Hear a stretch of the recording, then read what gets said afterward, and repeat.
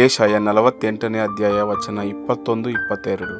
ಆತನು ಅವರನ್ನು ಮರುಭೂಮಿಯಲ್ಲಿ ದಾಟಿಸಿದಾಗ ಅವರು ದಾಹಗೊಳ್ಳಲಿಲ್ಲ, ಅವರಿಗಾಗಿ ನೀರನ್ನು ಕಲ್ಲಿನೊಳಗಿಂದ ಹರಿಸಿದನು. ಆತನು ಬಂಡೆಯನ್ನು ಸೀಳಲು ಜಲಪಾತವಾಯಿತು. ದುಷ್ಟರಿಗೆ ಸಮಾಧಾನವೇ ಇಲ್ಲ ಎಂದು ಯೆಹೋವನು ನುಡಿಯುತ್ತಾನೆ.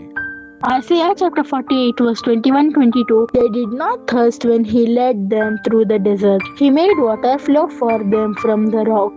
He split the rock and water gushed out. There is no peace, says the Lord, for the wicked.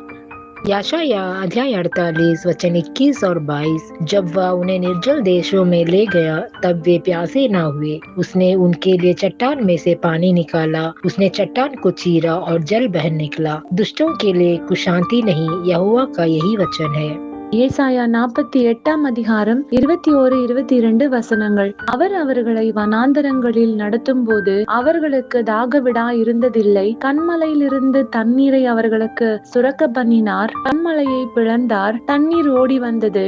துன்மார்கருக்கு சமாதானம் இல்லை என்று கர்த்தர் சொல்லுகிறார். యెషయా 48వ అధ్యాయం 21-22 వచనం. ఎడారి స్థలములలో ఆయన వారిని నడిపించెను, వారు దప్పిగొనలేదు. రాతి కొండలలో నుండి వారి కొరకు ఆయన నీళ్లు ఉబుకజేసెను. ఆయన కొండలను చీల్చగా నీళ్లు ప్రవాహముగా బయలుదేరెను. దుష్టులకు నెమ్మది ఉండదని యెహోవా సెలవిచ్చుచున్నాడు.